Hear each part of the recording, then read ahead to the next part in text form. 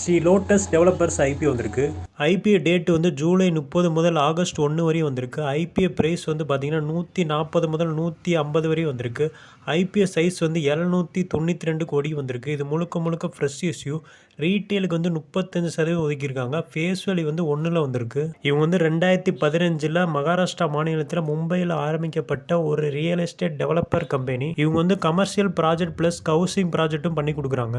இவங்க வந்து ultra luxury apartment வந்து 2 BHK 3 BHK 4 BHK 3 கோடி முதல் 7 கோடி வரையும் விலையில் வந்து விற்கிறாங்க. இதுவரை 4 ப்ராஜெக்ட் வந்து கம்ப்ளீட் பண்ணியிருக்காங்க. இப்போ வந்து 5 ப்ராஜெக்ட் வந்து நடந்துக்கிட்டு இருக்கு. அப்கமிங் ப்ராஜெக்ட் வந்து 11 ப்ராஜெக்ட் வந்து இருக்குது. கடந்த 3 வருஷத்துக்கான ஃபினான்ஷியல் ரிப்போர்ட் பார்க்குறேன். Asset, revenue, profit, EBITDA, net worth, reserves வந்து கண்டினியூஸாக இன்க்ரீஸ் ஆகிருக்கு. அதே மாதிரி கடன் வந்து கொஞ்சம் கொஞ்சமாக குறைஞ்சிக்கிட்டு இருக்கு. 122 கோடி வந்து கடன் வச்சுருக்காங்க. இவங்களுடைய மார்க்கெட் கேபிட்டல் வந்து 7330 கோடிக்கு வந்திருக்காங்க. இவங்க வந்து ஸ்மால் கேப்னா வெரி ரிஸ்க் தான். ROE, ROCE, RONW, profit margin, EBITDA margin வந்து நல்லா தான் இருக்குது.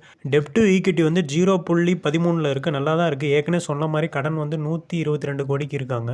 ப்ரைஸ் டு புக் வந்து 7ல் இருக்குது. அதாவது புக் வேல்யூ வந்து 21ல் இருக்குது. புக் வேல்யூவை விட 7 மடங்கு அதிகமாக தான் ஐபிஓ ப்ரைஸ் வந்திருக்கு. இவங்களோட EPS வந்து 4.66ல் இருக்குது. ஐபிஓ ப்ரைஸ் 150 ரூபா கால்குலேட் பண்ணி பார்த்தீங்கன்னா PE ரேஷியோ வந்து 32 ரூபாவில் இருக்குது. ஓவர் வேல்யூஸில் தான் வந்திருக்காங்க. புக் வேல்யூவோட கம்பேர் பண்ணாலும் PE ரேஷியோட கம்பேர் பண்ணாலும் ஓவர் வேல்யூஸில் தான் வந்திருக்கு. Investments in securities market are subject to market risks. Read all the related documents carefully before investing.